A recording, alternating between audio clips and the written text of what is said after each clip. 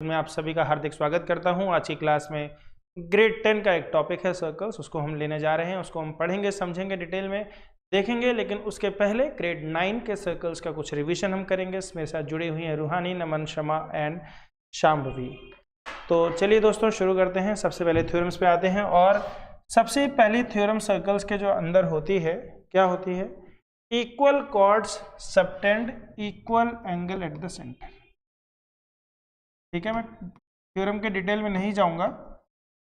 Equal chords या फिर arc subtend equal angle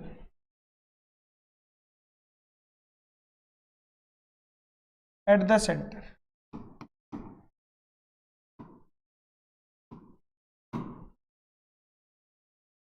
लो, equal chords arc या फिर arc subtend equal angle at the centre. ठीक है, फिर सेकंड थ्योरम बेटा, अगर मैं इसी का बोलूं 1a, ठीक है, ये मान लो 1a है। क्या है? If the angle subtended by the cord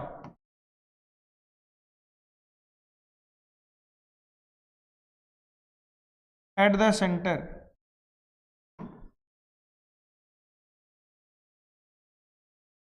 are equal,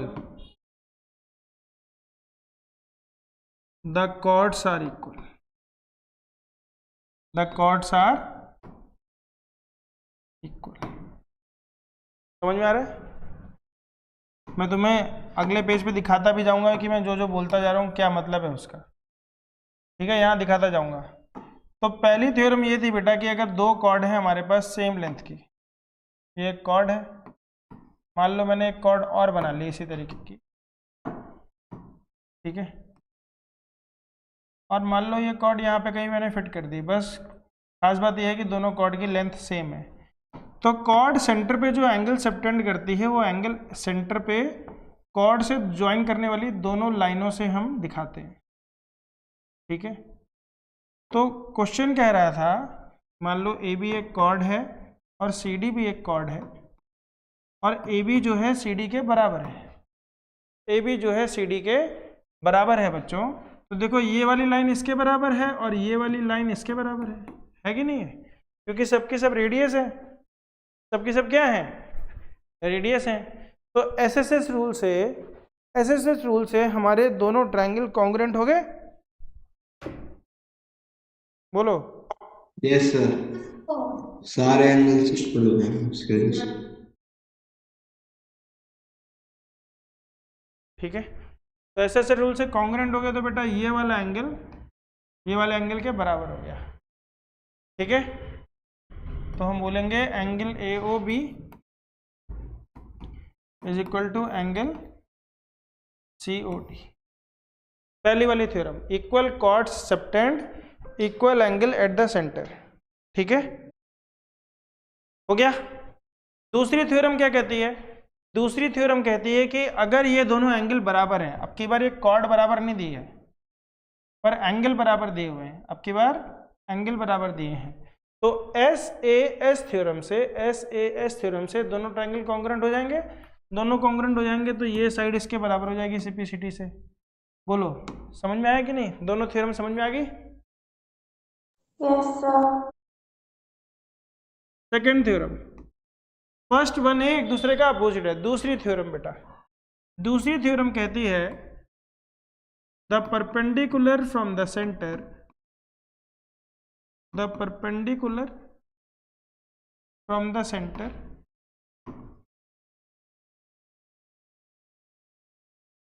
to the chord क्या करती है? परपेंडिकुलर, उसकी बखियां उधेड़ देती है, उसको बाइसेक्ट करती है, बाइसेक्ट द कॉर्ड। और इसी का अगर मैं उल्टा बोलूं 2a, तो क्या है? द लाइन ज्वाइनिंग सेंटर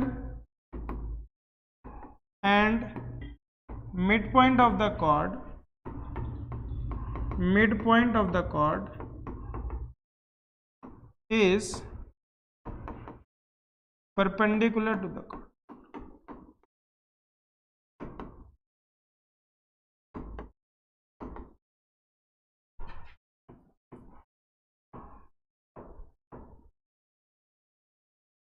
पहले लिख लो फिर समझाता हूं। डन, बहुत बढ़िया। अब ये जो दो थ्योरम लिखी है इसको समझा देता हूं। तो थ्योरम ये कह रही है, बेटा, इस लाइन को फेंक देते हैं अभी।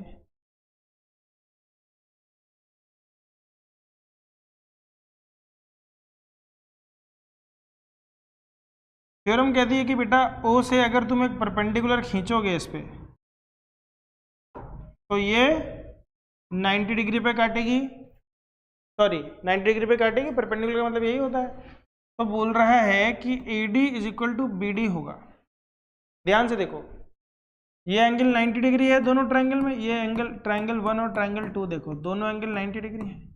ये साइड कॉमन है, ये साइड भी बराबर है क्योंकि रेडियस है। तो RHS थ्योरम से दोनों ट्रायंगल कॉन्ग्रुएंट हो गए, दोनों कॉन्ग्रुएंट हो गए तो AD is equal to BD हो गया, यानी perpendicular from the centre to the chord bisects the chord. और फिर इसी का उल्टा, क्या है? इसी का उल्टा क्या है? इसका उल्टा है कि if the line joining mid point, यानी ये साइड इसके बराबर है, तो भी देख लो ये, तो भी दोनों ट्रायंगल में SSS थ्योरम से कॉन्ग्रुएंट हो जाएगा। ये इसके बराबर है, ये कॉमन है ही, और ये भी बराबर है ही, रेडियस है, तो SSS थ्योरम से दोनों ट्रायंगल कॉन्ग्रुएंट हो गए, तो ये वाला एंगल भी बराबर हो गया। और ये लीनियर पेयर भी है, तो लीनियर पेयर और बराबर की वजह से ये एंगल क्या हो गया? 90 डिग्री। तो हमने बोला the perpendicular from the centre to the chord bisects the chord, और उसका उल्टा बाद में SSS थ्योरम से प्रूफ हुआ है। ये किससे प्रूव हुआ है? SSS से हुआ है, RHS से। ये किससे प्रूव हुआ है? SAS से। और पहला वाला किससे प्रूव हुआ था? SSS। The line joining the centre and midpoint of the chord is perpendicular to the chord. ठीक है, इसके बाद एक थ्योरम आती है,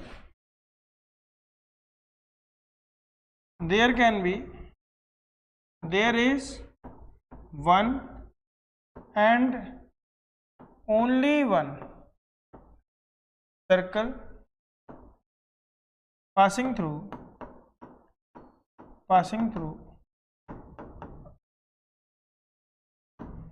three non-collinear points.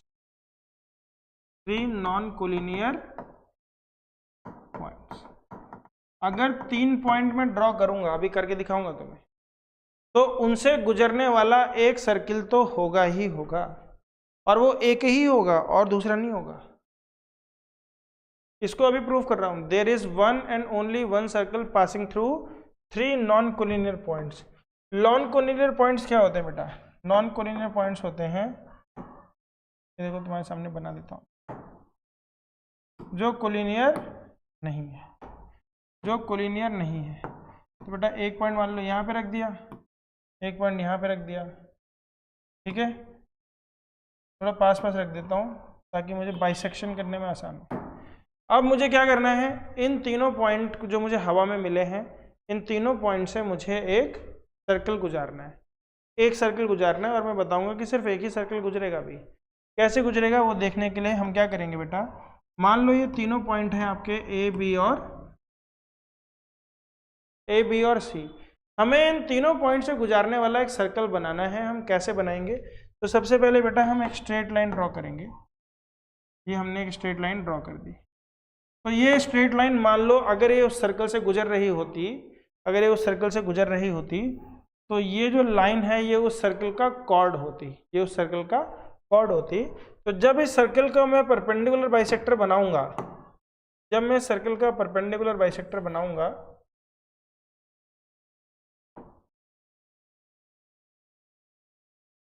Perpendicular bisector बनाना आता है तुम्हें? कैसे बनाते हैं? मोर देन हाफ लेंगे और एक आर्क बेटा यहाँ बनाएंगे और एक आर्क हम नीचे की तरफ बनाएंगे, फिर बिना रेडियस चेंज किए दूसरी साइड गए और दूसरी साइड जाने के बाद भी एक आर्क बेटा ऐसे बनाएंगे और एक आर्क यहाँ पे बना देंगे। तो जहाँ पे दोनों आर्क एक दूसरे को इंटरसेक्ट करती है, इन दोनों पॉइंट्स को हम ज्वाइन कर देते हैं। ठीक है, ज्वाइन करने के बाद ये हमारा सेंटर हो गया। नहीं, मतलब इस लाइन पे ध्यान से देखो, इस लाइन पे सेंटर कहीं ना कहीं तो होगा perpendicular from the centre of the chord bisects the chord. तो इस परपेंडिकुलर बाइसेक्टर पे कहीं ना कहीं सेंटर होगा, हमें नहीं पता कहाँ है। ठीक है, हम ढूंढेंगे। तो चलो दूसरी कॉर्ड को भी हम बाइसेक्ट कर देते हैं। तो एक कॉर्ड कौन सी ले लें, ये वाली ले लेते हैं। ठीक है,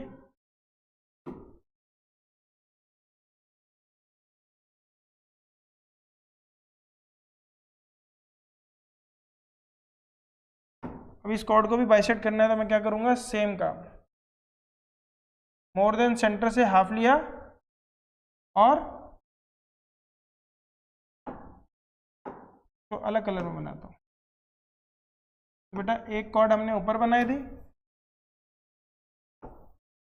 एक कॉर्ड हमने नीचे बना दी, फिर इसको दूसरी साइड ले गया, फिर बेटा एक कॉर्ड यहाँ बना दी और एक कॉर्ड यहाँ बना दी, और दोनों कॉर्ड ने जहाँ पे एक दूसरे को टकराया वहाँ से हमने एक लाइन ज्वाइन कर दी। अब देखो ये दोनों लाइनें कहाँ पे इंटरसेक्ट कर रही हैं, यहाँ पर दिखाई दे रहा है। तो ये हो गया इस सर्कल का सेंटर पॉइंट। तो इस सर्कल के सेंटर पॉइंट पे लेके आएंगे और अब किसी भी एक को बना दो। देखो तीनों पॉइंट से गुजरने वाला सर्कल बना कि नहीं बना। ठीक है, क्या करते हैं हम इस केस में, हम कॉर्ड बनाते हैं। एक ये कॉर्ड है, इस कॉर्ड को बाइसेक्ट किया, इस कॉर्ड को बाइसेक्ट किया, तो एंगल बाइसेक्टर से हमें एक सेंटर मिल गया। सेंटर जो होता है वो क्या होता है, इन तीनों पॉइंट से सेम डिस्टेंस पे होता है। ठीक है, तो ये एक थ्योरम है आपकी कि there can be one and only one circle which can pass through three non collinear points. दो पॉइंट से कितने भी सर्कल गुजारे जा सकते हैं, इनफाइनाइट। एक पॉइंट से भी इनफाइनाइट सर्कल गुजारे जा सकते हैं। ठीक है, समझ में आया। 5 थ्योरम हो गई। अगली थ्योरम पे काम करते हैं बच्चों। तो क्वेश्चन नंबर थ्योरम नंबर 4। तो अगर हम डिस्टेंस की बात करें, ठीक है, ध्यान से समझना, पहले लिख लेते हैं। Equal chords are equidistant from the center, equidistant from the center।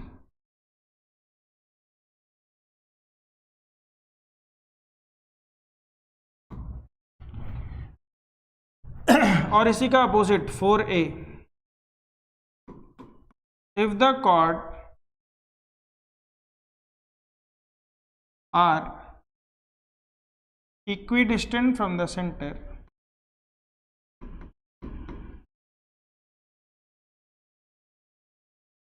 तुम लोग लिखते रहो ना। Yes, sir. Then the chords are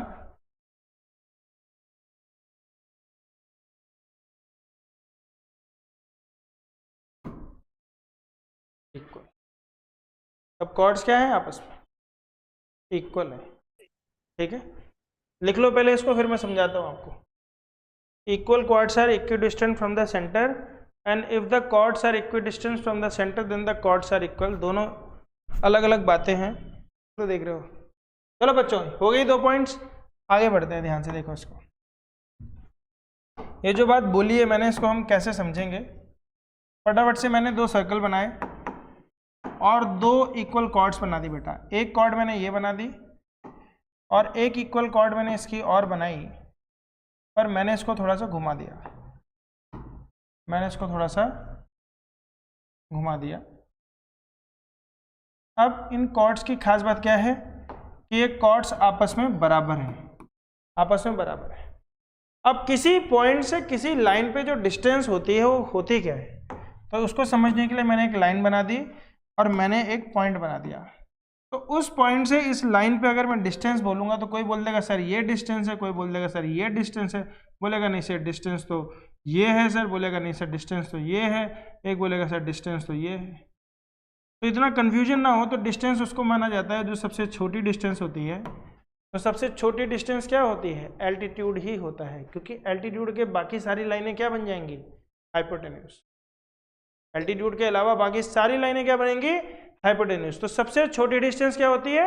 90 degree की लाइन।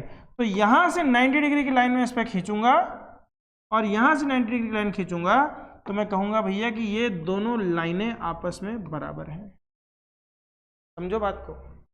कब क्या गिवन है, क्या पूछा जा रहा है, दोनों बातों को ध्यान से समझना। इसमें गिवन क्या है? इसमें गिवन ये है कि AB is equal to CD, और निकल के क्या आ रहा है कंक्लूजन कि OM is equal to ON। अभी तक हमने लेंथ की बात नहीं करी थी, अब जाके हमने लेंथ की बात करी। कैसे प्रूफ करेंगे? बड़े आराम से प्रूफ कर देंगे। दो ट्रायंगल ले लो यहाँ से, ये रेडियस बराबर है, ठीक है, ये भी बराबर है, दोनों का हाफ हाफ भी बराबर है। तो बट ऑब्वियस है कि दोनों ट्रायंगल SSS थ्योरम से कॉन्ग्रुएंट हो जाएंगे, तो ये भी लेंथ आपस में बराबर हो जाएगी। या RHS थ्योरम से ये एंगल 90 डिग्री हो जाएगा। ये रेडियस है ही, ये बराबर है 90 डिग्री है, ये हाफ बराबर है ही, तो RHS से दोनों ट्रायंगल कॉन्ग्रुएंट हो गए, तो ये बराबर आ गई। दूसरे केस में क्या बोल रहा है? उसी के काउंटर में, उसके काउंटर में कह रहा है कि अगर लेंथ बराबर है, अगली बार क्या कह रहा है कि भैया लेंथ बराबर है, तो बोल रहा है कि लेंथ बराबर है तो कॉर्ड भी बराबर होंगी। तो लेंथ बराबर है तो बेटा ध्यान से देखो 90 डिग्री होगा, ये बराबर है ही है, ये रेडियस बराबर है ही है, तो CPCT से दोनों का कॉर्ड का आधा भी बराबर होता है और कॉर्ड का डबल भी बराबर हो जाता। तो हमारी दोनों थ्योरम यहाँ से प्रूफ होगी। चौथी थ्योरम समझ में आ रहा है? कोई दिक्कत तो नहीं है? इसके बाद अगली थ्योरम देखो बेटा, 5वें नंबर में, the angle subtended by the cord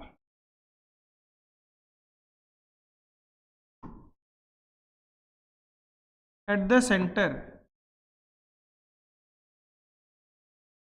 is twice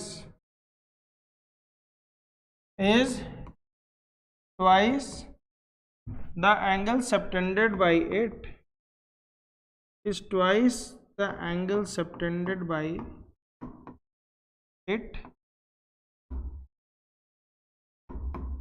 at any other point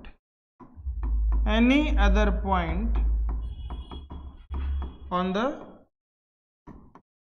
circle. ठीक है, पहले लिख लो फिर इसको समझते हैं हम लोग। The angle subtended by the chord is twice the angle subtended by it at any other point on the circle. फिर लिखोगे आप एक और थ्योरम इसी का काउंटर निकल के आती है, the angle in the semi circle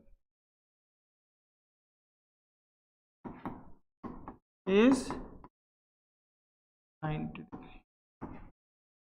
ठीक है, लिख लिया, समझ में आ गया? चलो देखो ध्यान से क्या बोला इसने बोला बेटा कि ये जो सर्कल है आपका, इस सर्कल में कोई भी एक कॉर्ड है, मान लो ये आपकी कॉर्ड है AB, तो ये यहाँ पर जो भी एंगल बनाती है सेंटर पे, उसके बाद इसने बोला कि और कहीं भी एंगल बनाएगी ये, मान लो यहाँ पे एंगल बनाती है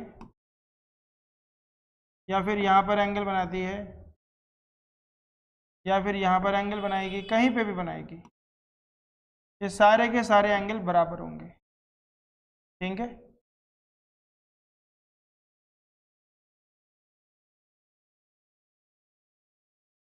कैसे बराबर होंगे? तो इसने बोला ये जो एंगल होगा, मान लो ये 60 डिग्री है, तो ये सारे के सारे एंगल क्या होंगे? 30 डिग्री। सारे के सारे क्या होंगे? 30 degree. The angle subtended by the chord at the centre, the angle subtended by the chord at the centre is twice the angle subtended by it at any other point on the circle. तो अगर ये 60 है तो पीछे वाला angle कितना हो जाएगा? 300। तो ये रूल दोनों तरफ से लागू होता है, तो यहाँ पे कितना एंगल बनेगा? 150। इस तरफ से देखोगे तो हाफ, इधर भी हाफ आएगा, और इस तरफ से देखोगे तो भी हाफ आएगा। समझ में आ रहा है कि नहीं? और यहीं से एक मैंने बात बोली, पॉइंट बी क्या बोली मैंने? कि अगर आपका डायमीटर है, अगर आपका डायमीटर है बेटा, तो डायमीटर कितना एंगल बना रहा है बताओ, कितना एंगल बना रहा है 180 डिग्री। पर ये सेमी सर्कल भी तो बन गया। तो सेमी सर्कल के रूप में अगर तुम यहाँ पे एंगल बनाओगे तो ये एंगल हमेशा कितना आएगा 90 डिग्री, हाफ हो जाएगा उसका। ठीक है, थ्योरम सारी याद रखना। कोई पढ़ाता नहीं है 10th में, 9th की कोई नहीं पढ़ाता, पर मैं एज ए ह्यूमन बीइंग जानता हूँ कि 10th में 9th की थ्योरम किसी को नहीं पता है। कोई बहुत बड़ा वीर भगवान होगा, उसको हो सकता है याद होंगी, लेकिन सारी तो नहीं पता होंगी। कि हम पढ़ाते रहते हैं ना, हमें स्टूडेंट से ज़्यादा मिलते रहते हैं हम लोग। तुम लोग अपनी क्लास में हो सकता है एक आधा शेर खान होगा जिसको सब याद होगा, लेकिन ऐसा नहीं होता, तो इसलिए रिवाइज करना जरूरी है हमें। ठीक है, तो angle in the semi circle is 90 degree. समझ में आ रहा है? फिर यस सर। यहीं से एक थ्योरम और निकल के आती है, angle in the same segment are equal. Angle in the same segment, same segment मतलब कॉर्ड के उधर इधर सेगमेंट बनती है। सेगमेंट तो पता होगी तुम लोगों को, नहीं पता है? इस साल तुम्हें सेगमेंट और सेक्टर पे ही काम करना है। Same segment are angles in the same segment are equal. Segment देखो क्या है, ये सर्कल बनाया मैंने, ठीक है, इसको एक कॉर्ड से बांट दिया मैंने, तो एक कॉर्ड ड्रॉ कर दी, तो नीचे का जो एरिया है ये क्या है, माइनर सेगमेंट। क्या है, माइनर सेगमेंट। और जो ऊपर का एरिया है इसको बोलते हैं मेजर सेगमेंट। तो कॉर्ड के ऊपर जितने भी एंगल बनेंगे, कॉर्ड के नीचे जितने भी एंगल बनेंगे, नीचे वाले सारे एंगल बराबर होंगे। ठीक है, कॉर्ड जो भी एंगल बनाएगी, मान लो ये एंगल बना रही है, चाहे ये वाला एंगल बना रही है, ये सारे एंगल बराबर होंगे। ये सारे एंगल ऊपर वाले एंगल के बराबर होंगे। समझ में आ रहा है कि नहीं आ रहा? फिर quadrilateral in a circle is called as cyclic quadrilateral. cyclic quadrilateral लिख लो। एक सर्कल के अंदर कोई भी क्वाड्रिलेटरल बनता है उसको हम बोलते हैं साइक्लिक क्वाड्रिलेटरल। क्या बोलते हैं? Cyclic quadrilateral. अब तुम लोग पूछ रहे हो सर साइक्लिक क्वाड्रिलेटरल क्या है? साइक्लिक क्वाड्रिलेटरल वो क्वाड्रिलेटरल होता है बेटा जिसके अपोजिट एंगल्स का सम 180 होता है। पहली बात तो ये हो गई। कोई भी देखो, मैंने अभी भी बताया था आपको कि 3 पॉइंट से एक सर्कल गुजरता है। गुजरता है।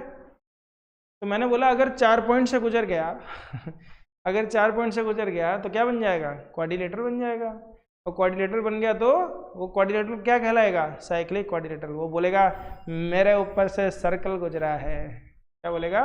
मेरे ऊपर से सर्कल गुजरा। क्योंकि 3 पॉइंट से तो कोई बोल नहीं सकता। 3 पॉइंट से कोई बंदा बोलेगा मेरे ऊपर से सर्कल गुजरा है, बोला गुजर सकता है। 3 पॉइंट से गुजर सकता है, कोई बड़ी बात नहीं है। पर 4 पॉइंट से भी गुजर सकता है क्या? बोला हाँ गुजर सकता है। कब गुजरेगा? तब गुजरेगा जब अपोजिट एंगल्स का सम 180 डिग्री होगा। तुम कोई क्वाड्रिलेटरल बना लो जिसका अपोजिट एंगल का सम 180 है, अपोजिट एंगल्स का सम 180 है, बराबर नहीं है। अगर 180 है तो वो साइक्लिक क्वाड्रिलेटरल होगा, उसमें से सर्कल गुजरेगा ही गुजरेगा।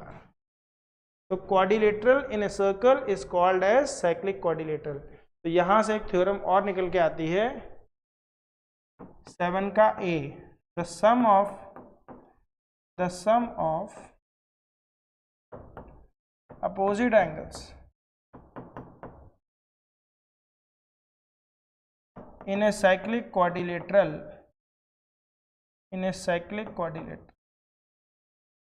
is, चलें अब 10th की ओर रुक करते हैं। हो गया इतना? Yes sir. तो 7 थ्योरम होगी। लकी 7 धोनी जी की जय हो। हर बार 7 पे आके रुकते हैं, मेरा कोई ऐसा वो नहीं था मोटो, हम 7 पे ही रुकेंगे। चलो बेटा देखो ध्यान से।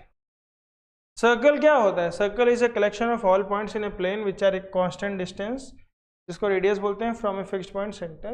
You have also studied the various terms related to. तो ये वाली जो लाइन होती है जो सर्कल को कहीं टच नहीं करती, क्या बोलते हैं उसे? सेकेंड। क्या बोलते हैं? सेकेंड। लिख लो, ये बनाओ फिगर फटाफट से। 3 फिगर बनाओ बेटा। पहली वाली सेकेंड है, दूसरी वाली सॉरी पहली वाली नॉन इंटरसेक्टिंग लाइन है, दूसरी वाली सेकेंड है, तीसरी वाली टेंजेंट है। जो सर्कल को 2 जगह पे टच करती है, छूती है 2 जगह पे, ऐसे और ऐसे, उसको क्या बोलते हैं? सेकेंड। क्या बोलते हैं? सेकेंड। ऐसे याद करना है, शेक हैंड। 2 जगह से 2 लोग जब ऐसे हाथ मिलाते हैं बोले शेक हैंड, बोले सेकेंड। और इसमें एंड है, बिजली है। और जो बस छू के चली जाती है, ऐसे करके चली जाती है, उसको बोलते हैं टेंजेंट। क्या बोलते हैं? टेंजेंट। टेंजेंट मतलब टच करना। टेंजेंट मतलब टच करना। दिख नहीं रहा है तो मैं थोड़ा सा डाल देता हूँ ऐसे, सुंदर सुंदर। डन। डन लिख दिया तुमने? मतलब क्या, तुमने आज खाने में क्या खाया? पेट्रोल? इतनी फास्ट? ये कैसे हो गया? हम लोग चैप्टर नंबर 10 पे पहुंच चुके हैं। मुझे लग रहा है और 4 चैप्टर पढ़े, खत्म हो जाना है ये। चलो, तो ये तीनों लाइनें समझ में आई बेटा? ये कौन सी लाइन है? अरे ये तो हिल रहा है, हिलता है। ये कौन सी लाइन है बच्चों? Sir secant. ये कौन सी है? टेंजेंट। टेंजेंट। और ये कौन सी है? Non intersecting. Non intersecting line. कोई लेना देना नहीं है इसका। बहुत बढ़िया। अब ये पुली देख लो। पुली से क्या करेंगे हम? कोई काम का नहीं है पुली। चलो टेंजेंट। टेंजेंट मतलब बता रहा है कि जैसे पुली को ये रस्सियां टच करती हैं, छूते हुए जाती, तो इसी तरीके से हमारी टेंजेंट होती है। अच्छा, किसी लाइन पे, किसी पर्टिकुलर पॉइंट पे कितनी टेंजेंट खींची जा सकती है? सिर्फ एक सर। ठीक है, दिखाता हूँ तुम्हें। ये दिखाने वाला काम जो मैं करता हूँ ना, वो जादू ही होता है। तुम लोग मतलब ऐसे दंग रह जाओगे, अरे सर क्या दिखाया आपने। मेरे पास टूल्स ही ऐसे ऐसे हैं, और उस पर मैंने इतनी रिसर्च मारी है, R&D करता हूँ मैं। मतलब तुम ये मत सोचो कि मैं ऐसी फर्जी टीचर हूँ, मैं बहुत मेहनत करता हूँ। जितना तुम लोग पढ़ते हो ना, जितना तुम लोग पढ़ते हो उसका 9 गुना तो मैं पढ़ाता हूँ, ठीक है, एक बात। और उसके बाद उसका 2 गुना तो मैं पढ़ता हूँ। अच्छा पढ़ाना है। तो देखो बच्चों, यहाँ पे टेंजेंट खींच रहा हूँ, देखना। ये देखो, ये सर्कल देख रहे हो तुम? ये टेंजेंट की लाइन है, ठीक है। अब टेंजेंट देखना बेटा कैसे जाती है इसके पास। जैसे ही मैं इस टेंजेंट को इसके पास लेके जाऊंगा, सर्कल के पास, ये सिर्फ एक ही जगह पे टच करेगी। देखो कर रही है। तो इस सर्कल पे कहीं पर भी एक पॉइंट में ले लूँ, उस पॉइंट पे जो टेंजेंट होगी वो कितनी जगह पे टच करेगी? सिर्फ एक जगह पे। कितनी जगह पे करेगी? सिर्फ एक जगह पे, ठीक है।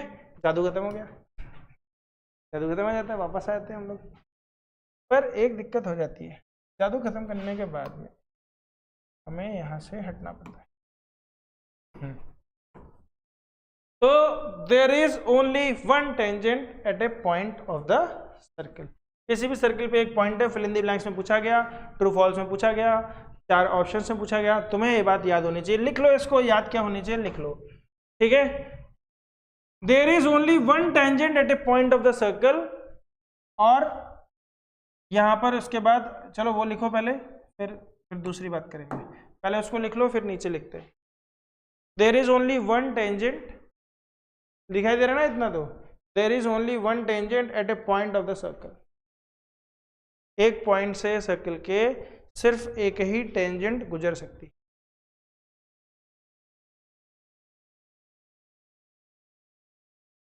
इसके बाद ये वाली लाइन लिखो, सबसे इंपॉर्टेंट लाइन है, इससे तुम्हारा कॉन्सेप्ट भी क्लियर होगा। The tangent to a circle is a special case of a secant. Secant का स्पेशल केस है। सेकेंड का स्पेशल केस है। क्या है special case? When the two end point of its corresponding chords coincide. ध्यान से देखना बेटा, समझाता हूँ इस बात को। जो इसने इतनी गहरी बात कही है ना, उसके गहरेपन को अब मैं समझाऊंगा तुम लोगों को।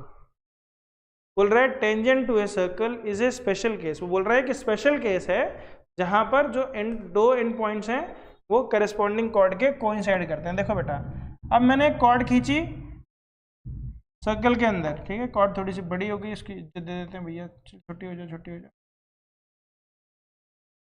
ये कॉर्ड हो गई। ये कॉर्ड बेटा इस सर्कल को कितने हिस्सों में टच कर रही है? 2 हिस्सों, ठीक है। और ये कॉर्ड बेटा इतनी छोटी थोड़ी होगी, ये कॉर्ड तो काफी लंबी भी होगी। समझ में आ रहा है तुमको? तो अब इसको भगा देता हूँ मैं। इस लाइन को देखो बेटा, ये लाइन देखो बेटा, धीरे धीरे जब सेंटर में है तो डायमीटर है, सेंटर से थोड़ा दूर जा रहे हैं तो दूर जा रहे हैं, तो 2 पॉइंट पे इंटरसेक्ट कर रही है, 2 पॉइंट पे कर रही है, कर रही है, कर रही है, कर रही है। दोनों पॉइंट देखो पास आते जा रहे हैं। जैसे जैसे हम सेंटर से दूर जा रहे हैं, दोनों पॉइंट पास आते जा रहे हैं। आ रहे कि नहीं आ रहे?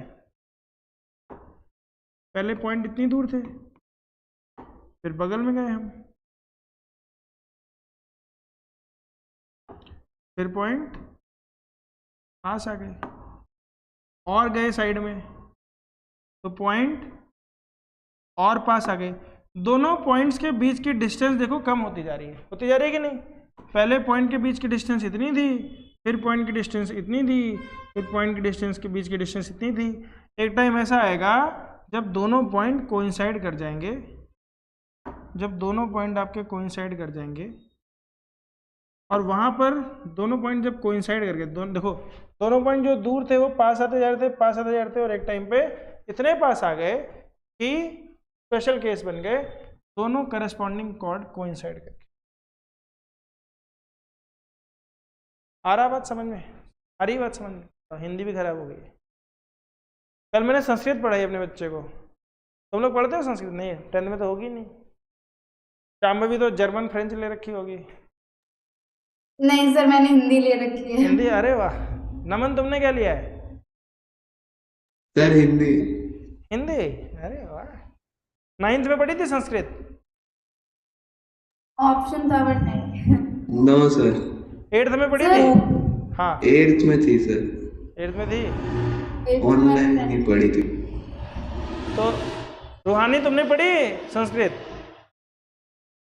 रूहानी तुम तो शर्मा हो यार, ब्राह्मण परिवार की हो, तुमने तो जरूर पढ़नी चाहिए, विद्वान विदुषी बनते हैं वहां से। कल मैं महाभारत देख रहा था, तो उसमें एक डायलॉग था, द्रोणाचार्य को विदुर जी बोलते हैं कि जब अर्जुन के बाणों की वर्षा होगी तो क्या आप उनके सामने टिकोगे? तो वो बोलता है, यूं ब्राह्मण को डराओ मत विदुर। बोला ब्राह्मण जब क्षत्रिय हो जाता है ना तो खतरनाक हो जाता है वो, क्योंकि शिक्षा वो देता है। अब मैदान में कूद भी गया वो बंदूक लेके, मतलब उस समय के तो तीर कमान दे।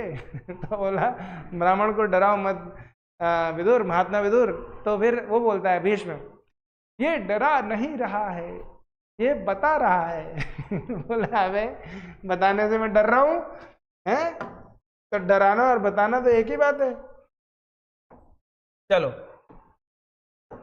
ये देखो बच्चों, तो एक टेंजेंट के अपोजिट में एक पॉइंट और मिलेगा तुम्हें, ठीक है? दिखाई दे रहा है तुम्हें? एक टेंजेंट से एक डायमीटर और खींची जा सकती है, मतलब एक टेंजेंट के एक पैरेलल टेंजेंट और खींची जा सकती है इस वाले। तो बेटा यहाँ पे ये बताया गया है, किसी भी पर्टिकुलर एक टेंजेंट के एक पैरेलल टेंजेंट और खींची जा सकती है। शाम्भवी समझ में आ रही बात? हाँ ठीक है। फिर पहली थ्योरम इस साल की, अभी तक हमने पिछले साल की भतेरी थ्योरम पढ़ी थी, इस साल की पहली थ्योरम अब लिखो तुम लोग। क्या है? The tangent at any point of a circle is perpendicular to the radius about the point of contact.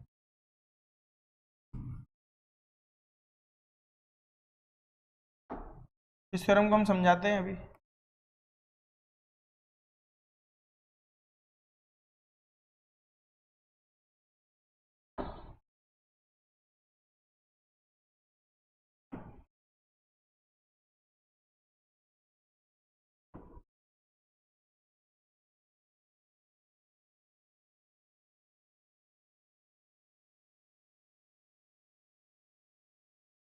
The tangent at any point of the circle, किसी भी सर्कल के किसी भी पॉइंट पे अगर वहां से एक टेंजेंट खींची गई तो वो रेडियस के परपेंडिकुलर होगी। क्या होगी, वो रेडियस के परपेंडिकुलर होगी। समझ में आ रही बात, समझ रहे हो? Yes sir. ठीक है। अब इसको कैसे प्रूफ करेंगे बेटा? तो एक कॉमन सेंस वाली बात है, कहानियों की बात है। कॉमन सेंस ये कहता है बेटा कि इस पॉइंट के इतर या इतर, मैं कोई भी पॉइंट लूंगा इस लाइन पर, तो वो जो है सर्कल के बाहर चला जाएगा। इस लाइन पर मैं कहीं पर भी पॉइंट ले लूं, वहां से जब मैं सेंटर को लाइन खींचूंगा तो वो सर्कल के बाहर चला जाएगा। बट ऑब्वियस है, क्योंकि सर्कल पे तो सिर्फ टेंजेंट ही आ रहा है ना। ये लाइन जो कि टेंजेंट है सर्कल को एक ही पॉइंट पे टच करती है, अभी अभी हमने सीखा। तो उस पॉइंट के अलावा बाकी सारे पॉइंट सर्कल के बाहर होंगे, अंदर तो होंगे नहीं। अंदर होते तो वो सेकंड होती, अंदर होते तो वो सेकंड होती, क्योंकि वो टेंजेंट है। तो यानी इस लाइन पे पड़ने वाला हर एक पॉइंट टेंजेंट के अलावा सर्कल से बाहर है। इसका मतलब वो सारी की सारी लाइनें ओपी से बड़ी होंगी। सबसे छोटी लाइन क्या होगी, ओपी होगी। ठीक है, तो OP is the shortest line, OP is the shortest distance of tangent from point O. समझ में आ रहा है कि नहीं आ रहा? दलील क्या दी हमने? दलील ये दी कि सिंस ये मान लो ए बी है, since A B is a tangent at point P on the circle, so it is touching the point P on the circle. So that means all other points on the line AB is greater than OP. समझ में आ रहा है? तो OP is the shortest distance of tangent from point O, and shortest distance का angle कितना होता है बेटा? 90 डिग्री होता है। शॉर्टेस्ट डिस्टेंस क्या होती है, अभी भी बताया था मैंने आपको। शॉर्टेस्ट डिस्टेंस क्या होती है? 90 डिग्री होती है, एल्टीट्यूड होती है। तो यहां से देख लो, ये इन्होंने ये किया है, take a point Q on X Y other than P and join OQ, then point Q must lie outside the circle. Note that if Q lies inside the circle XY will become a secant and not the tangent.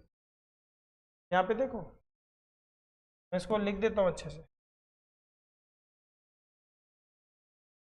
तुम लोग इसको लिखो चाहे मत लिखो, पर समझ तो लो ध्यान से। इसको मैं अगले पेज पर काट के ले, अच्छा मैं जो कर रहा हूँ तो मैं बोलता जाता हूँ ना साथ में, इसको मैं काट रहा हूँ, इसको मैं ये कर रहा हूँ, ऐसे रनिंग कमेंट्री हो जाती है। मुझे बहुत बोलता है यार। चलो देखो बेटा क्या बोला है इसने, take a point Q on XY, एक पॉइंट लिया Q और बोला OQ को ज्वाइन कर दो। तो पॉइंट Q जो है वो सर्कल के बाहर ही होगा, क्योंकि अगर वो सर्कल के अंदर होता, देखो लिखा है note that if Q lies inside the circle XY will become a second and not a tangent to the circle. Therefore, OQ is longer than radius OP of the circle. That is, OQ is greater than OP. Since this happens for every point on the line XY except the point P, OP is the shortest of all the distances of the point P to the points of XY. So, OP is perpendicular to XY as shown in theorem A1 point. समझ में आ रही बात? समझ में आ रहा है? तो ये जो थ्योरम थी A1.7 कहाँ गई? ऊपर थी, चलो कोई बात नहीं, ये चलो बच्चों एक्सरसाइज ऐसे खप करके खा जाना। चलो बताओ, it how many tangents can circle have, बताओ। Sir infinite. इनफाइनाइट, सर्कल के इनफाइनाइट पॉइंट होते हैं, हर पॉइंट से एक टेंजेंट खींची जाएगी। तो कितने टेंजेंट खींचे जाएंगे? Infinite many. समझ में आ रहा है? समझ रहे हो? समझ रहे हो? बोलो।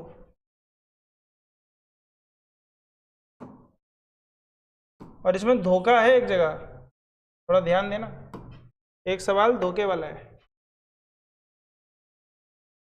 Infinite, fill in the blanks. A tangent to a circle intersects it in, क्षमा, 1 point सर। Yes sir. कितने पॉइंट पे बेटा? 1 पॉइंट। समझ में आ रहा है आपको? Tangent to a circle intersects it in 1 point. अच्छा क्षमा बेटा, आपके पेपर खत्म हो गए? पहले मुझे आपसे रूबरू भी होना है। आपके पेपर खत्म हो गए? यस सर, खत्म हो गया। तो अब आप फ्राइडे सैटरडे संडे क्लास लोगे? Yes sir. वही 12 to 1? Yes sir. ठीक है, चलो बच्चों ध्यान से देखो। A tangent to a circle intersects it in 1 point. ठीक है, a line intersecting a circle in 2 point is called, क्या बोलेंगे बच्चों?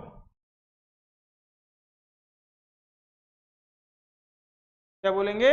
Second. A circle can have two two parallel parallel tangents. tangents at the most. The common point of a tangent to a circle and the circle is called, Point of contact. क्या बात है, लगता है लड़के ने chapter पहले से ही school में कर रखा है? कर रखा है, मजा आता है ना फिर। चाहे ट्यूशन में करके स्कूल में जाके बको चाहे स्कूल से करके ट्यूशन में आके बको, लेकिन अच्छी बात है। मैं चाहता हूँ ऐसा होना चाहिए। आप जितने ज़्यादा प्रोएक्टिव होगे उतना आपका ज़्यादा रिवीजन होगा। ठीक है, तो इसलिए जो बच्चे यहाँ पहले पढ़ रहे हैं वो स्कूल में जाके बकना पहले से ही, टीचर के घर से कर देने वाला है, तो आता है मेरे को। ठीक है, अगला क्वेश्चन, ये बेटा फंसाने वाला क्वेश्चन। चलो इसको बताओ, करके बताओ, अपने दिमाग से करो क्वेश्चन। मैंने जो भी तुम्हें बताया फिगर बनाओ इसके हिसाब से। एक टेंजेंट है PQ, ठीक है, फिगर बनाओ, क्वेश्चन को पढ़ो। मैं लिख देता हूँ, क्वेश्चन दिखाई दे रहा है क्या? लिख दूँ? एक टेंजेंट है PQ एक पॉइंट P पे जो कि सर्कल पे है, रेडियस 5 सेंटीमीटर दिया हुआ है, meets a line through the centre O at a point Q so that OQ is equal to 12 centimetre. PQ की लेंथ बतानी है, कितनी होगी?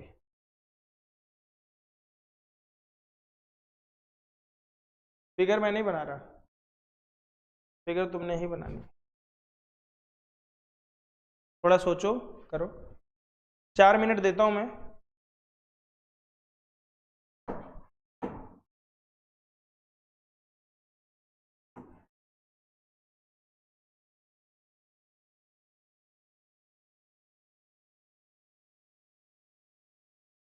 टेंजेंट PQ, टेंजेंट PQ है तो ये मान लो PQ, ये कितना दिया हुआ है? P on the circle, P आपका सर्कल पे है, ठीक है, ऑफ रेडियस 5 सेंटीमीटर, ये हो गया आपका Q। रेडियस दिया हुआ है बच्चों 5 centimetre. Meets a line through the centre O at a point Q। OQ दे रखा है बेटा आपको 12 सेंटीमीटर। कितना दिया है? और ज़्यादातर बच्चे 5 12 करके 13 निकाल देते हैं, तो 13 नहीं निकलता है इसमें, क्योंकि 12 क्या है? हाइपोटेन्यूस है। ठीक है, तो अगर मैं बेस के स्क्वायर की बात करूंगा तो PQ का स्क्वायर हो जाएगा बेटा OQ square minus OP square.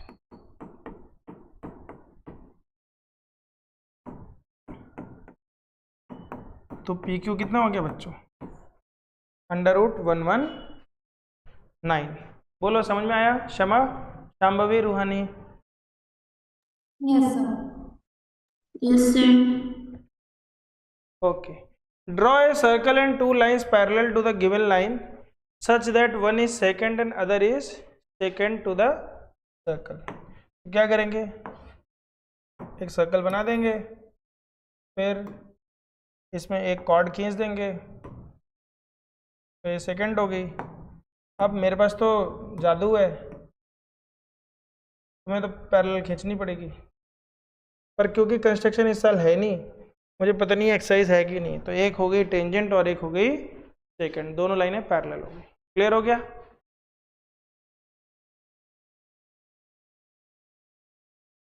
Number of tangents from a point on the circle, एक पॉइंट से कितनी टेंजेंट खींची जा सकती है? अब बड़ा ऑब्वियस सी बात है बेटा, सर्कल के अंदर रह के तो एक भी टेंजेंट नहीं खींची जा सकती। टेंजेंट खींचने के लिए सर्कल पे आना पड़ेगा या सर्कल के बाहर आना पड़ेगा। अब अगर सर्कल पे आते हो तो सर्कल पे हमने अभी भी देखा था सिर्फ एक ही टेंजेंट खींची जा सकती है, ठीक है। अगर कोई पॉइंट सर्कल पे है तो उससे सिर्फ एक टेंजेंट खींची जा सकती है। अगर सर्कल के बाहर पॉइंट है तो वहां से कितनी टेंजेंट खींची जाएगी, उस पर हम थोड़ा सा काम करते हैं।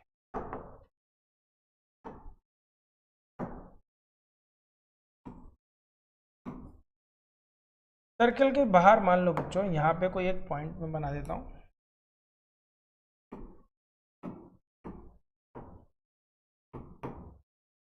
ठीक है। अब इस पॉइंट से मुझे अगर सर्कल पे टेंजेंट खींचनी है तो बेटा मैं ऐसे करके एक टेंजेंट ऐसे बना सकता हूँ, बोलो, बनाने को तो बना ही सकता हूँ। और इसी के जस्ट अपोजिट अगर मैं जाऊं तो मुझे एक पॉइंट यहां भी दिखाई दे रहा है, बोलो दिखाई दे रहा है नहीं दिखाई दे रहा है ना। अच्छा, खास बात यह है कि इस पॉइंट से ये 90 डिग्री और इस पॉइंट से ये भी 90 डिग्री। जो चीज़ें बनाता जाऊं बनाते जाओ बेटा, साथ साथ सीखते भी जाओ। ये एंगल कितना हो गया, 90 डिग्री और 90 डिग्री।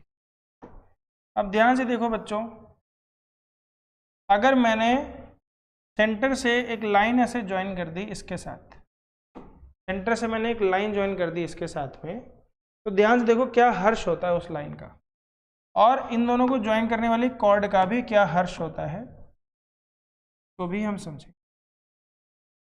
एक साथ में कई चीज़ें बता रहा हूँ आपको, एक साथ में कई चीज़ें बता रहा हूँ। मैंने एक पॉइंट लिया बाहर, सर्कल के बाहर मैंने एक पॉइंट लिया मान लो P, और इससे मैंने दो टेंजेंट ड्रॉ करी PQ एंड PR। तो पहली बात तो हमें यह समझ में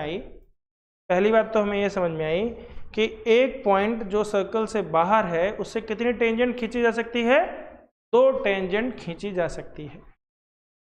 दूसरी बात हमने देखी कि एंगल Q और एंगल R जो बनेगा यहाँ से PRO और PQO, ये दोनों 90 डिग्री होंगे। अब अगर इन दोनों ट्रायंगल्स की हम बात करें, ध्यान से देखो बच्चों, कौन सा ट्रायंगल, देखो रेडियस बराबर है, ठीक है। दोनों ट्रायंगल में, ट्रायंगल ये वाला ट्रायंगल देखो, पहला ट्रायंगल और दूसरा ट्रायंगल, यहाँ पे लिख देता हूँ, in triangle POQ and triangle POR, ठीक है। OQ is equal to OR, क्यों, क्योंकि दोनों क्या है, रेडियस है। Angle PQO is equal to angle PRO, दोनों क्या है, 90 degree. The angle between the radius and the tangent is 90 degree. समझ में आ रहा है बच्चों? समझ में तो आ रहा है। और मैं बोलूंगा बेटा OP is equal to OP, क्यों, क्योंकि ये कॉमन है। अब ये होता है कि कौन से एंगल से ये कॉन्ग्रुएंट हुआ है। तो याद रखना बेटा, राइट एंगल ट्रायंगल हमेशा RHS से होता है ऐसा नहीं है, कभी कभी SAS से भी हो जाता है, कभी कभी SAS से भी होता है। RHS से तब होता है जब एक साइड हाइपोटेन्यूस हो। तो यहाँ पे हमें देखना है कि 90 डिग्री के सामने वाली लाइन कौन सी है, हाइपोटेन्यूस। तो therefore triangle POQ is congruent to triangle POR। Therefore यहां से देखना बेटा, ये वाला जो एंगल देख रहे हो आप, ये दोनों एंगल बराबर हो जाएंगे। यानी ये जो लाइन है हमेशा याद रखना एंगल बाइसेक्टर है। क्या है, एंगल बाइसेक्टर। अगर ये पूरा एंगल 60 दिया है तो इसका वाला हाफ हो जाएगा, इसका वाला एंगल क्या हो जाएगा, हाफ हो जाएगा। इस बात को याद रखना, ठीक है। तो therefore angle OPQ is equal to angle OPR, किससे, CPCT से, ठीक है। और उसके बाद एक बात और है, PQ is equal to PR।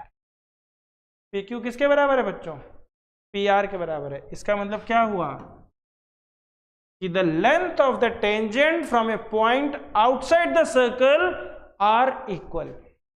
पहली बात तो टेंजेंट कितने बनेंगे? 2। और दूसरी बात सीपीसीटी से ये दोनों ट्रायंगल जब मैंने कॉन्ग्रुएंट प्रूफ किए तो ये एंगल भी बराबर प्रूफ कर दिया और ये साइड भी बराबर प्रूफ कर दी।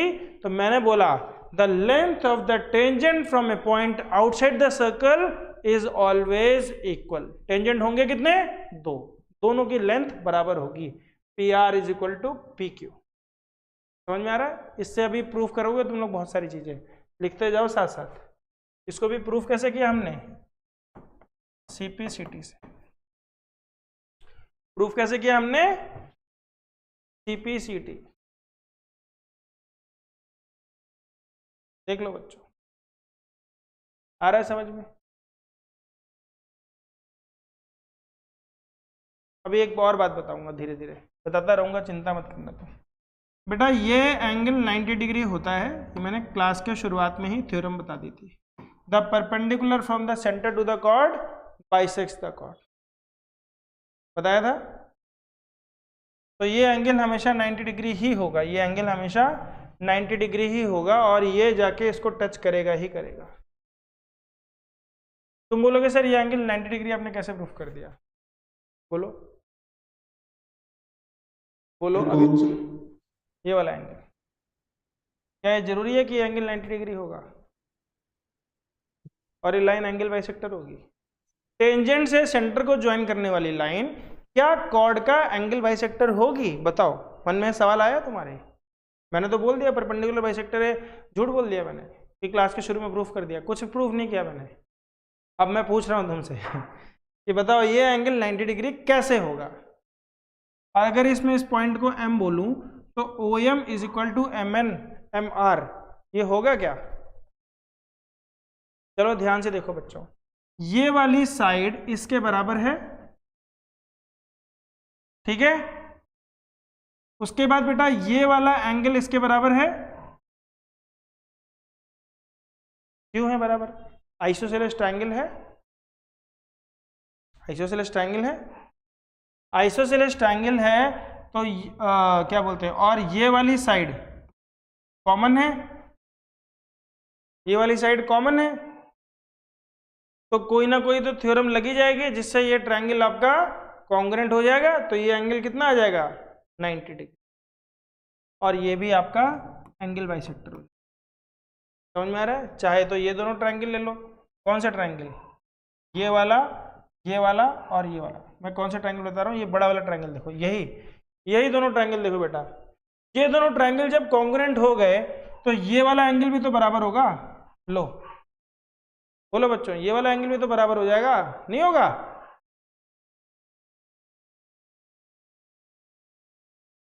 Yes sir. सीपीसीटी से बेटा ये दोनों एंगल भी तो बराबर होंगे। तो अब ध्यान से देखो बेटा, ये साइड इसके बराबर था, ये एंगल बराबर है, ये बीच वाली साइड कॉमन है, तो एसएएस थ्योरम से दोनों ट्रायंगल कॉन्ग्रुएंट हो गए। दोनों ट्रायंगल कॉन्ग्रुएंट हो गए तो ये एंगल कितना हो गया? 90 डिग्री, और ये पॉइंट आपका मिड पॉइंट हो गया। समझ में आया कि नहीं? आ रहा है समझ में? Yes sir. ठीक है। अब देखो यहाँ पे इंपॉर्टेंट बात, मैं एक बार इसको मिटा देता हूँ सारा समझाने के लिए।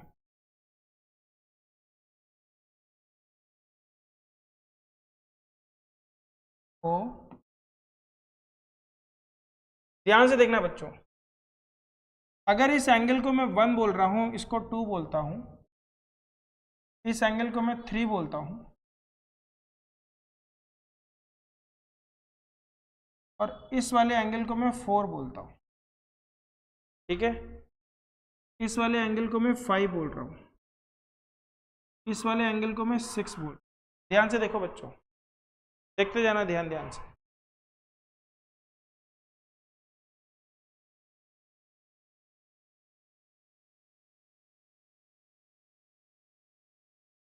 ये वाला एंगल देखो, तो सबसे पहले अगर हम बात करें, दो ट्रायंगल्स की बात करते हैं। एंगल OPQ, एंगल OPQ क्या है बेटा? एंगल 1। ठीक है, OPQ क्या है? एंगल 1 है। ठीक है, अच्छा अब एंगल MQP ये कितना है बेटा? एंगल 4 है। कितना है? एंगल 4। अब ध्यान से देखना बेटा, एंगल OQM ये मैंने लिखा है एंगल 3। पहले बना लो, अच्छे से बना लो, मैं बता रहा हूँ, क्योंकि अभी तुम समझ जाओगे तो बहुत आसानी से सवाल हो जाएगा, अभी नहीं समझोगे तो सवाल आसानी से होगा नहीं। एक बार इसको बना लो बेटा, ये तीनों एंगल मैंने मेंशन किए हैं यहाँ पे, उसके हिसाब से तुम ये एंगल देख लो। ठीक है, बन जाए तो बताना, फिर मैं प्रूफ करना शुरू करूंगा। जो मैं बताने जा रहा हूँ बहुत इंपॉर्टेंट बात है, पहले से ही बता दे रहा हूँ। Done sir. Done? Done. Okay, अब ध्यान से देखो बच्चों, एंगल 3 प्लस एंगल 4 ये 90 डिग्री है कि नहीं है? देखो, ये तो थ्योरम ही है ना, the radius is Yes, sir. Perpendicular to the tangent. ठीक, अब देखना बेटा, एंगल 1 प्लस एंगल 4 ये भी 90 डिग्री है कि नहीं है? क्यों? क्योंकि जब ये एंगल 90 डिग्री होगा तो ये दोनों भी तो कॉम्प्लीमेंट्री एंगल होंगे angle sum Yes, property sir. में। एंगल 1 प्लस 4 ये भी 90 होगा। तो अब मैं बोल सकता हूं यहां से, ये मान लो इक्वेशन 1 है, ये इक्वेशन 2 है, तो मैं बोल सकता हूं angle 3 plus angle 4 is equal to angle 1 plus angle 4। Angle 4 cancel हो गया, तो angle 1 is equal to angle 3। Angle 1 is equal to angle, ध्यान रखना इस बात को। तो तुम्हें एंगल 1 नहीं गिवन होगा, तुम्हें पूरा एंगल गिवन होगा। तो हम बोलेंगे कि ऐसे बोलेंगे बेटा, 2 times angle 3 is equal to angle QPR। इस रिलेशन पे ध्यान दो। जो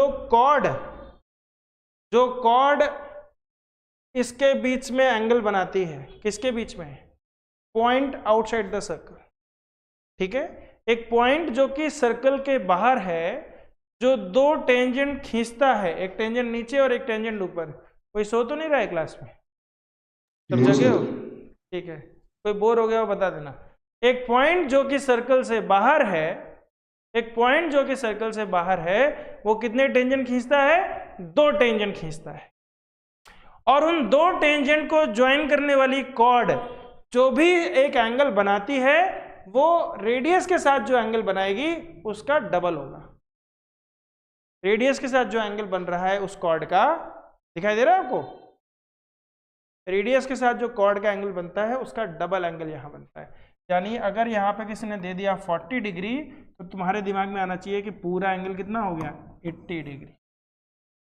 ठीक है, ये तुम्हें समझ में आ गया तो हम आगे बढ़ जाएं। बढ़े आगे? लिख लिया सबने? चलो, Yes, sir.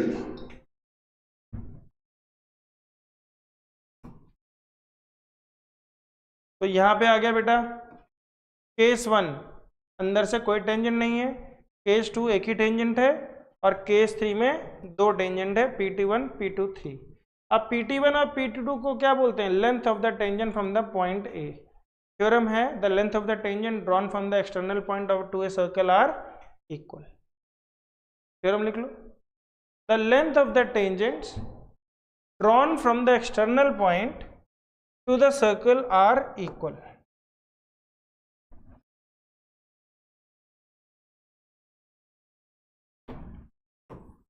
तो 2 ट्रायंगल को कॉन्ग्रुएंट प्रूफ कर दिया इन्होंने, जो मैंने अभी भी किया था। मैंने और डिटेल वर्जन भी किया था, ठीक है। तो मैंने आपको और कुछ खास चीज़ें भी बताई थी दिमाग में बैठाने के लिए, कि ये एंगल भी इसके बराबर होता है, और अगर मैं कॉर्ड बना दूं तो ये एंगल भी इसके बराबर होता है, और ये एंगल इसका हाफ होता है। अगर ये x है, अगर ये 2x है तो ये x होगा। समझ में आ रहा है? चलो आगे बढ़े।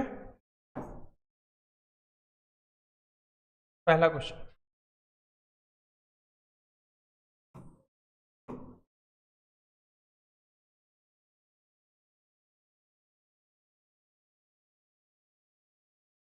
अगर क्वेश्चन इंपॉर्टेंट होगा मैं बोलूंगा पूरा पूरा क्वेश्चन लिखना है, पूरा पूरा क्वेश्चन लिखना है, ठीक है। Prove that two concentric circles the chord of the larger circle which touches the smaller circle is bisected at the point of contact. लिखो, पूरा क्वेश्चन लिखो, फिगर भी बनाओ। Prove that in two concentric circles मतलब दोनों का centre same होता है, the chord of the larger circle यानी बड़े वाले सर्कल की जो कॉर्ड है that touches the smaller circle मतलब स्मॉलर सर्कल को वो टच कर रही है। टच कर रही है मतलब क्या है, टेंजेंट है, ये टेंजेंट है। बोल रहा है is bisected at the point of contact मतलब उस पॉइंट पे बाइसेक्टेड है। कैसे प्रूफ करेंगे? अब वाली थ्योरम काम आएगी तुम्हारी, क्या, कौन सी theorem? The perpendicular to the chord bisects the chord. Perpendicular कैसे है भैया? टेंजेंट और रेडियस का रिलेशन ही 90 डिग्री का है, तो परपेंडिकुलर तो है ही। तो बाइसेक्ट कैसे प्रूफ करेंगे? ये इसके बराबर है, ये कॉमन है और ये 90 डिग्री है, तो आरएचएस थ्योरम से दोनों कॉन्ग्रुएंट हो गए, तो ये इसके बराबर हो गया। आया समझ में? आगे बढ़े? Yes sir. कोई तकलीफ? कोई तकलीफ नहीं? No sir. ये लो, ये तो वही प्रूफ करने को बोल रहा है जो अभी अभी किया हमने। फिगर दी है इसमें? नहीं दी है, फिगर हम भी नहीं बनाएंगे। जब फिगर दी ही नहीं है तो फिगर अब हमें बनानी है, ठीक है। क्या बोल रहा है? Two tangents TP and TQ are drawn to a circle from with a centre O from the external point T. तो सबसे पहले हम एक सर्कल बना लेते हैं, एक सेंटर बना देते हैं और एक एक्सटर्नल पॉइंट ले लेते हैं। तो एक्सटर्नल पॉइंट बच्चों मान लो ये ले लिया हमने,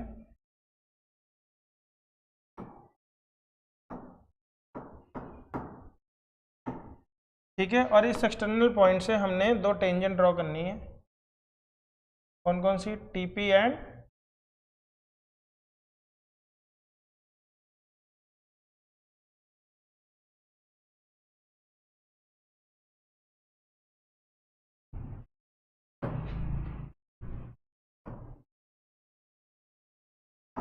चलो बेटा ध्यान से देखो, दो टेंजेंट्स हैं, हमने फिगर इसके हिसाब से बनानी है, क्योंकि बॉलीवुड में हर हीरो किस लिए आता है? फिगर बनाने तो आता है, एप्स, ये टोले। तो पहले फिगर बनानी होती है, फिर उसको डिस्क्राइब करना पड़ता है। तो फिगर बना दी हमने, ये हो गया टी, ये हो गया पी, ये हो गया क्यू, ठीक है।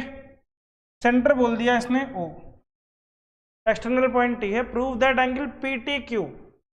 पी टी क्यू क्या है बेटा? ये रहा, ये वाला angle is equal to 2 times angle O P Q. देखो ध्यान से, ओ पी क्यू एंगल यही है। अभी अभी प्रूफ किया था, यस सर, अभी आपने सही अभी है। अभी अभी किया था, याद आ रहा है तुम लोगों को? Yes sir. ठीक है, मैंने बताया था ये वाला एंगल जो है इसके हाफ होता है, ये वाला इसके डबल होता है। कैसे करेंगे? तो भसड़ नहीं मचानी है, भसड़ नहीं मचानी है। क्या करना है? इसको यहाँ से ऐसे लाइन खींच देनी है, ठीक है। और फिर क्या करोगे तुम? इसका नंबर नाम दे दोगे, इसको एंगल 1 दे दोगे, इस पूरे को एंगल 2 दे दोगे, इसको एंगल 3 दे दोगे, इसको एंगल 4 दे दोगे। आसान हो जाएगा, आसान हो जाएगा। देखना कि 1 + 3 कितना हो रहा है? 90 डिग्री हो रहा है। 1 + 3 90 हो रहा है, हो रहा है ना? क्यों हो रहा है 90? क्योंकि ये भी सर 90 होगा। चलो, तो ये बच्चों सोल्यूशन दिया हुआ है, इसका सोल्यूशन दिया हुआ है, तो कोई टेंशन की बात नहीं। पर मैंने प्रूफ कर दिया था अभी। आइसोसेलेस ट्रायंगल है, बहुत सारी कहानियां हैं इसमें, पर तुम कर लेना। इतना भसड़ नहीं मचाना, मैं बता रहा हूँ ये सोल्यूशन बड़ा कठिन है। मैंने जो लिखाया है वो बहुत अच्छा है, जो थोड़ी देर पहले लिखाया था, ठीक है। अगला question, P Q is the chord of the length 8 centimetre of the एक सेकंड, ये वाला क्वेश्चन थोड़ा इंपॉर्टेंट है। दो चीजें तो मैंने तुम्हें याद ही करने को बोल दी, ठीक है। इसमें देखो फिगर दी हुई है, इसमें फिगर दी हुई है, जिसमें फिगर दी होती है उसमें तो हम फिगर बना लेंगे। लो भैया क्या जादू हो गया। तो अभी मैं तुम्हें बहुत आसान तरीके से समझाऊंगा, ठीक है, आसान तरीके से समझाऊंगा, समझना बेटा, बहुत ध्यान से समझ। हमें ये तो पता है कि ये परपेंडिकुलर बाइसेक्टर होगा। कोई बोल दे सर कैसे होगा, तो लो कर देते हैं। अभी हम कर देते हैं एक चीज।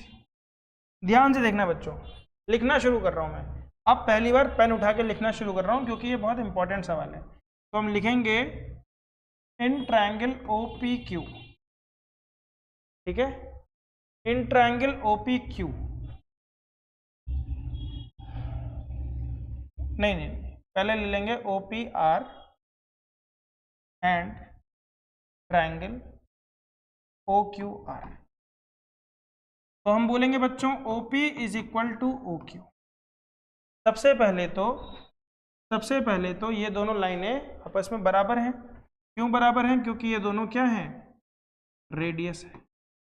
दोनों क्या है, रेडियस है। फिर हम बोलेंगे OR is equal to OR। क्यों? क्योंकि ये कॉमन है। और एंगल, लो ये तो अभी प्रूव ही नहीं कर सकते। सबसे पहले लेंगे in triangle TPO and triangle TQO, ठीक है, TPO एंड TQO। ध्यान से देखना बच्चों, TP is equal to TQ। क्यों? Length of the tangent are equal, length of tangent are equal. फिर हम बोलेंगे PO is equal to OQ। PO is equal to OQ क्यों? क्योंकि radius. And TO is equal to OT क्योंकि common है। तो therefore triangle TPO is congruent to triangle TQO। Bracket में लिखेंगे सांप वाली थ्योरम से, SSS रूल। SSS रूल से आ जाएगा बेटा, therefore angle POR is equal to angle QOR। कैसे? CPCT से, ठीक है। कैसे होगा बेटा? CPCT से। समझ में आ रहा है कि नहीं आ रहा? अब POR और QOR बराबर हो गए तो इसको हम मान लो इक्वेशन 1 यूज करेंगे। अब इसका इस्तेमाल यहाँ कर लेंगे हम लोग। Angle POR is equal to angle QOR। कैसे? From 1। Therefore triangle PTO is congruent to triangle, नहीं PTO नहीं है, कौन सा है, OPR। OPR is congruent to triangle QOR. Therefore, angle PRO is equal to 90 degree. अभी मैं सिर्फ ये प्रूफ कर पाया हूं कि ये एंगल 90 डिग्री है, ठीक है। And PR is equal to RQ, CPCT। और क्या प्रूफ कर पाया हूं कि ये मिड पॉइंट है। तो जब ये मिड पॉइंट हो गया तो ये कितना हो गया बेटा, 4 सेंटीमीटर। और ये 5 है, ये 4 है, तो ये कितना हो जाएगा, 3 सेंटीमीटर। समझ में आ रहा है बच्चों? हाँ। Now in triangle OPR, OP square is equal to PR square plus OR square. तो हमें OR पता ही नहीं है, तो OR square is equal to 5 square minus 4 square. तो OR is equal to 3 centimetre. अभी हमारा OR निकला है खाली 3 सेंटीमीटर। निकालना क्या है देख लो, TP निकालना है तुम्हें। निकालना क्या है, TP। अब ध्यान से देखो बच्चों, टीपी कौन से ऐसे ट्रायंगल में है जो राइट एंगल ट्रायंगल बने? टीपी किसी ट्रायंगल में दिख रहा है आपको? राइट एंगल ट्रायंगल में यस सर। कौन सा ट्रायंगल दिख रहा है बताओ? Sir TPO। अच्छा, पहले मैं चाहता हूं कि इतना नोट कर लो, ताकि अब मैं मिटाना नहीं चाहता हूं, इतना नोट कर लो। इस फिगर को हम अगले पेज पे लेके जाएंगे, इस फिगर को अगले पेज पे लेके जाएंगे, जाती है। चलो बच्चों, अब ध्यान से देखो, ट्रायंगल दिखा रहा हूं। सबसे पहला ट्रायंगल है बेटा आपका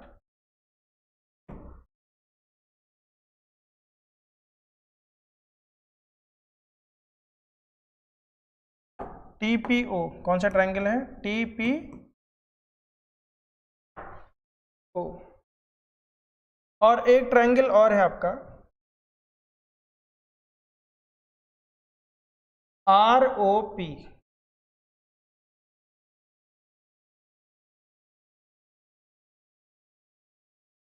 सॉरी, RP ऐसे है।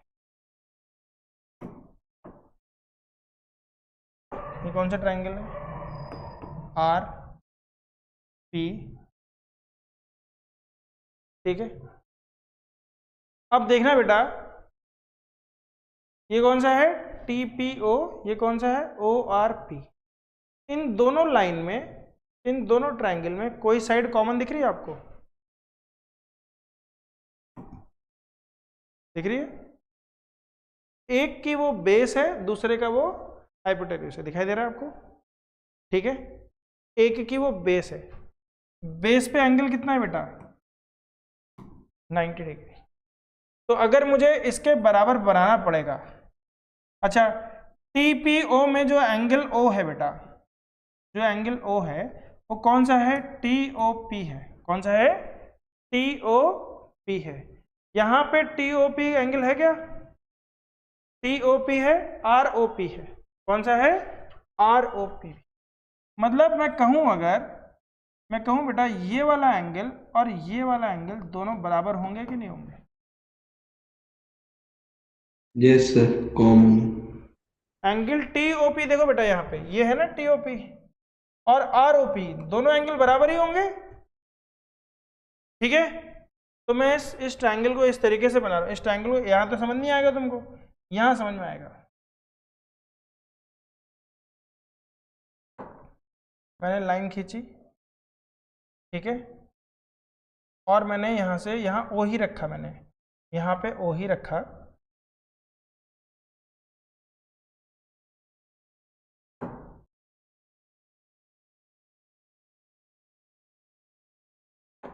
और इसका 90 डिग्री कहाँ है बच्चों? P पे। यहाँ क्या है? O। यहाँ पे क्या है? T। समझ में आ रहा है? ये वाला एंगल इस वाले एंगल के बराबर है, ये वाला एंगल भी इस वाले एंगल के बराबर है, तो ये वाला एंगल इसके बराबर होगा ही। सिमिलैरिटी ऑफ ट्रायंगल पढ़ा है? अगर किसी दो ट्रायंगल में दो एंगल बराबर होते हैं तो तीसरा अपने आप बराबर होता है, और एंगल एंगल सिमिलैरिटी से दोनों ट्रायंगल सिमिलर हो जाते हैं तो साइड्स क्या होती है? प्रोपोर्शनल हो जाती है। PR पता है हमें? पता है। OR पता है हमें? पता है। PO पता है हमें? पता है। पूछा क्या है? PT, यानी ये पूछा है। तो हम बोलेंगे 4/PT इज इक्वल टू 3/5। तो PT इज इक्वल टू 5 × 4 डिवाइडेड बाई 3, यानी कि 20/3, यानी कि 62/3 सेंटीमीटर, या फिर तुम 6.66 सेंटीमीटर भी लिख सकते हो। देख लो, देखो पल्ले पड़ रहा है कि नहीं। मैं बता रहा हूं, इसमें आधी जनता, मैंने जितने लोगों को 10th पढ़ाई है, ठीक है, तुम लोग पहली बार नहीं पढ़ रहे हो, मैंने जितने लोगों को 10th पढ़ाई है वो इस सवाल में ऐसा घूमते हैं कि भैया उनको समझ नहीं लगती कौन सी साइड किसके बराबर करनी है। और अभी तुमको समझ में आ रहा होगा कि मैंने ट्रायंगल को ऐसा क्यों बनाया, क्योंकि मैं तुम्हें दिखाना चाह रहा हूं कि सिमिलैरिटी किस तरीके से करी जाती है। सबसे पहले मैंने क्या देखा? यहाँ पे एंगल O देखा, मैंने देखा ये एंगल O यहाँ पे कहाँ है फिगर में? ये रहा। फिर मैंने इसमें देखा एंगल ओ कहाँ पे, यहाँ पे, तो मैंने बोला भैया दोनों एंगल बराबर है, तो मैंने ओ को ओ के पास में रखा।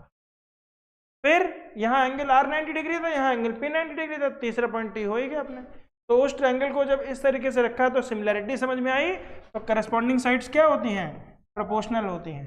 तो 3/5 इज इक्वल टू 4/this। आधी जनता ये निकालने लगती, सोचती मैं ये निकाल लूंगी, टी ना निकलेगा भाई, कहाँ से निकल जाएगा, अब निकल जाएगा। सिमिलैरिटी के अलावा और किसी से हो ही नहीं सकता ये सवाल सिमिलैरिटी के अलावा और किसी से नहीं हो सकता। कोई सोच ले कि मैं कुछ धूम धड़ाका कर दूं, हाँ तुम कोई एंगल निकाल लो, tan थीटा फैन थीटा इस्तेमाल कर लो तो भले निकल जाए, पर वो एंगल भी यहाँ नहीं दिए हुए, वैसे एंगल यहाँ है ही नहीं। हमें तो 1/2 पता है, यहाँ कहाँ 1/2 है, कहीं नहीं है 1/2। आ रही बात समझ में? अच्छा क्वेश्चन था ना? Yes sir. बुक में देखो कितना सोल्यूशन दिया हुआ है। सर ट्राइंगल्स पढ़ रहे हैं इसमें तो फिर। हाँ देखो इन्होंने 3 निकाल दिया, उसके बाद पता नहीं इन्होंने क्या बोल दिया कि भैया ये 90 बराबर है, ये देखो ये पूछ लिया y, ये पूछ लिया यहाँ पे y। खुदा जाने तू बता, ये दोनों एंगल बराबर हो गए, बोल दिया सिमिलर हो गया ये और उसके बाद पता नहीं क्या ही कर दिया इन्होंने, ये ओ माय गॉड। देखो भाई साहब फिर कुछ घटाया है, मतलब बहुत सारा किया है इन्होंने। हमारा तो बहुत छोटे में आ गया था, हमारा 20/3 बहुत छोटे में आ गया। इन्होंने तो 16²/3 का स्क्वायर प्लस 16, फिर 16 को कॉमन लिया है, फिर 16 × 20 ये आया इनका। तो यहाँ से x में इसका अंडर रूट निकाला है इन्होंने, पहले स्क्वायर ले गए हैं फिर अंडर रूट निकाला है। तो छोटा मोटा सोल्यूशन नहीं है, छोटा मोटा सोल्यूशन यही है छोटा। ये समझाने में छोटा है, जब करने लगोगे 1-2 बार प्रैक्टिस डालोगे तो बहुत जल्दी हो जाए। एनसीईआरटी के लिए तो खास तौर पे, शांभवी चलो नहीं भी करती एक बार के लिए, वो अपनी बुक से करेगी, लेकिन तुम लोगों के लिए तो बहुत इंपॉर्टेंट क्वेश्चन। समझ में आया? चलो दोस्तों आज की क्लास यहीं खत्म करते हैं। जय हिंद जय भारत।